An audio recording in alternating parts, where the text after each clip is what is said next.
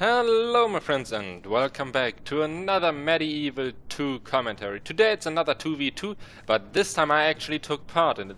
It's me on the left side here as Scotland, allied with Cyrus the Great commanding the Mongols. We're playing versus England, commanded by Shackles and Chestnuts, and Milan, commanded by Saradine.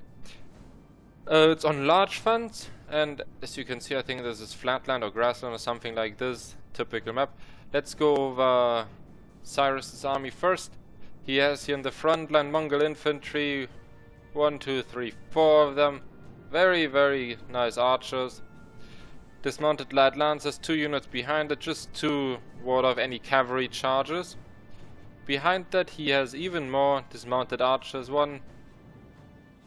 How many others exactly? There's 1, 3 more. And then in between Nefertan, 1, 2, 3, 4 units. His cavalry department, Khan's Guard, 1, 2, 3, I guess 4 then. Yep. And over here he has Mongol light lancers, twice. And, no, 4 times Mongol light lancers. And his general, obviously, behind everyone. Let's go to his opponent's army, playing as Milan here.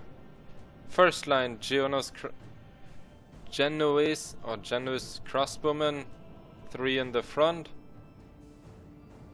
No, Genoese crossbow militia, sorry. Then pike militia behind it, 1, 2, 3, 4 units. Behind that, Italian spear militia, also 4 units. Then we have another Genoese crossbowman. So not the militia, this time it's the real deal. And behind all of this, we have 3 units of armored sergeants. And I'm not sure in which unit is the general exactly. 112, no. No, the general, he has a separate general. Over here it is. Here it's general's bodyguard, and he has armored sergeants. He had 1 cavalry unit. Even though I'm kinda I don't know where it is at the moment. My opponent, playing as England, he has Knights Hospitaller, Knights Templar, Knights Templar, Knights Templar, Knights Hospitaller, Knights Hospitaller, Knights Hospitaller. So very nice cavalry force. His infantry, armored swordmen, dismounted English knights twice, and heavy bill militia. Behind it, armored swordsmen, twice, and twice English, dismounted English knights, and his general in the back.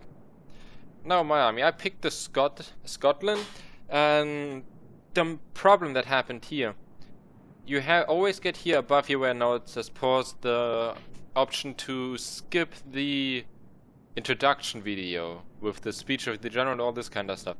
And I clicked it unfortunately quickly twice, meaning I finished the introduction, I skipped it, and then immediately afterwards this pops up the window start battle. And after you click that button you can't move your army anymore. And this is the way I spawned with my army. So not the greatest, and our plan was that I positioned my pikemen in front of all of these units. I gave them each an armor upgrade so they can withstand heavy abuse of archers, or crossbowmen in this case. And we wanted to play more passively, as we normally just, did a bit of skirmishing and then rushed in. And as you can see, I don't have any skirmishers at all, because we said, well, we're going to play defensively.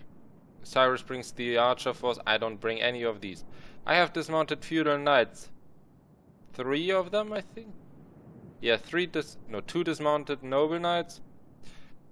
2 of these Galloglech. And then I have, as I already said, 4 pikes. It's noble pikemen with 1 armor upgrade. They look just awesome. Cavalry, Knights Hospitaller, Knights Hospitaller, Knights Templar, Knights Templar, Knights Templar, Knights Templar. Oh, then it goes on Knights Hospitaller, Knights Hospitaller, and my general.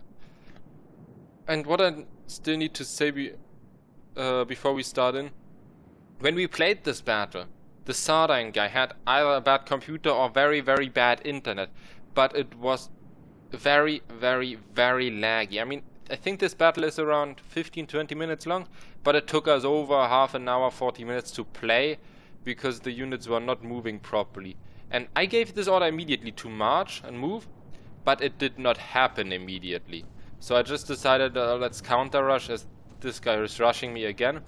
We played a match before this. I played against Shuckles and Chestnuts before, and he just completely wiped me out. So yeah, well, here I'm just trying to counter just because on the previous game he managed to get with his cavalry into my lines, and that was not too great. Here I'm trying to pull back with my pikes, but it does not work that great. I immediately lose quite a lot of men. But now these cavalry units, they did lose a couple. Let's watch the charge of these Galoglyph in here. Heavy axes. Taking that toll. Dropping a couple of men. Here my general is charging in. Didn't kill anyone. Fair enough. But yeah, this here is an ongoing... It's going to be quite a long fight, as this guy really knows what he's doing, and as you can see, he doesn't commit all the units. He commits one by one, sees where can he use it the best, and then commits them, and always has reserves. And this is the perfect video. This is why I'm bringing you this, guys, is how to show you how not to play. This guy here, as you can see, put himself in a kinda nice box, and it's just staying.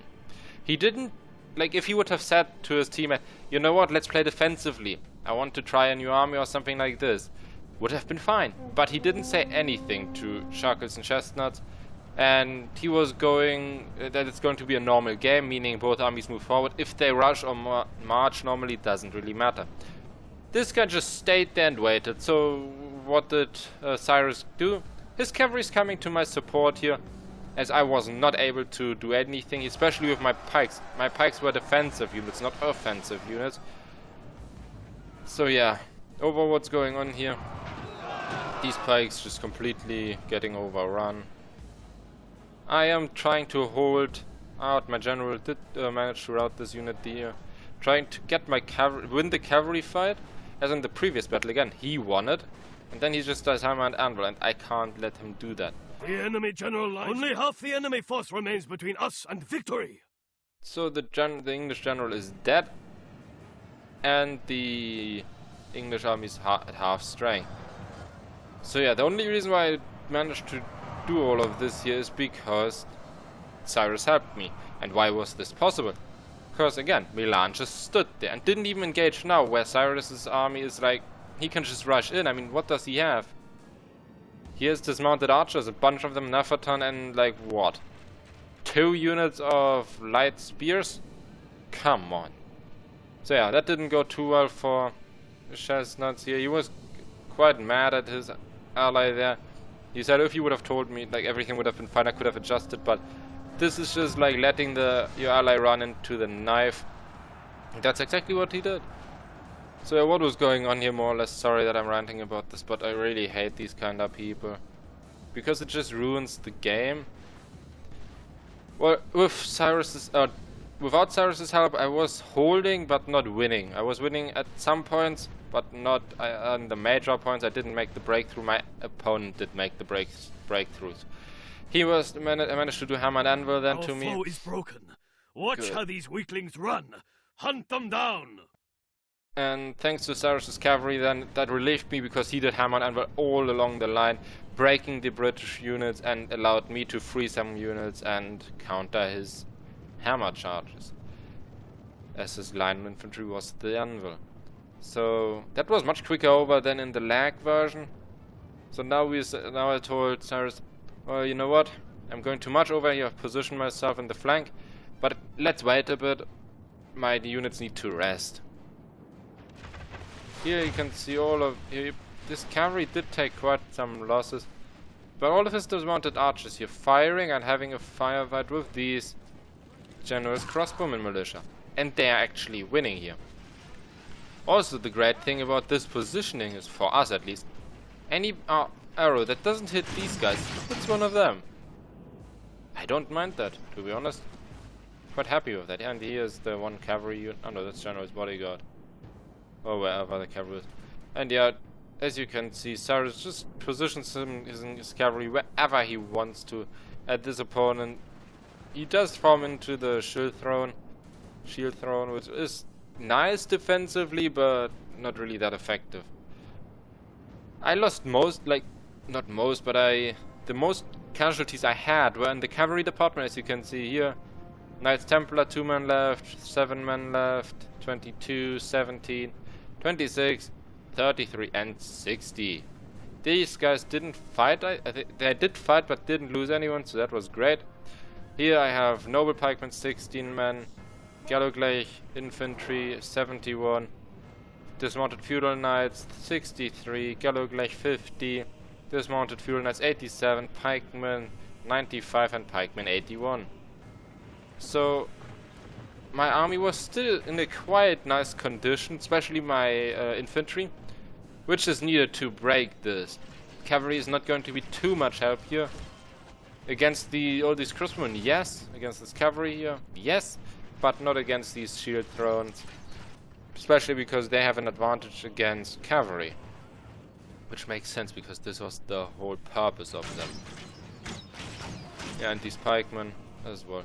Now Cyrus is like, look, if I form an arrow formation, I can get into these crossbowmen. Let's try our luck. So he's using this cavalry and hits this corner exactly. And these guys are just flying all over. Gets a couple of kills. Now these units disform. Then he uses this to use the next gap. And I'm at the same time, I am marching forwards. Using my troops. Using the pikemen in the front, so in case he does charge forward, I just drop my pikes and, well, what does he do? Then he runs into them. Great. Great for me, bad for him. And as you can see here, all these kills. Half of them are the crossbowmen, the other are all of these pikemen. Just because you positioned them like this. Yes, it is maybe quite nice if you drop the pikes, these crossbowmen can shoot and the pikemen are in close combat, but it ain't that effective. Now my pikes get into close combat, drop the pikes, and these guys can't do anything. The only weird thing here is, as you can see, my pikes are kinda marching around. I used my Gallogleich here to flank around. This Dismounted Feudal Knights was supposed to attack this one here, but they somehow got caught over there.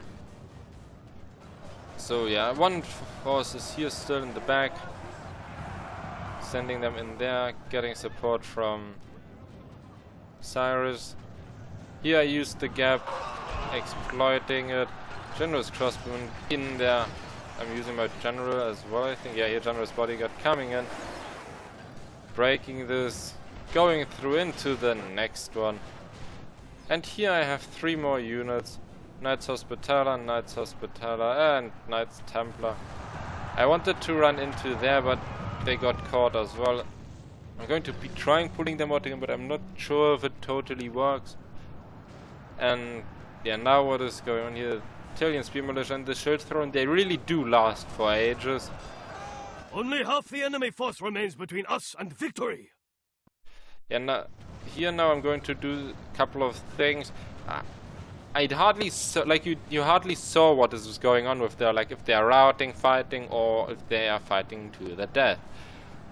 So I pulled out my troops from time to time, sent them back in again, just to give them breathing room here and let the enemy units rout. I mean, come on. It's always nicer to have a couple of enemies running rather than fight them to the death. Here, my cavalry is doing an okay job against these guys. The enemy warlord flees before our warriors. Attack and drive his men to the ground. Oh, we totally missed. Yeah, here these Naftan guys. They're just devastating. They took out all of these guys that are blank or burned now. They were all being taken out by these. Yeah, here as you can see. And in these formations, that is just the best target. As you can see, a couple of bombs or molotovs, or however you want to call them, drop in and rout everything. Charges in here. Yes, it's not the most effective, but it's going to be able to break the morale. And that's it. So whenever you do plan, it's just raining. Whenever you do plan playing defensively, no one has something against that, but at least inform your allies like so we can to only the greatest of men. So we can adjust and not make it like this, where one enemy gets sandwiched and the other one just, yeah, stays and looks or watches.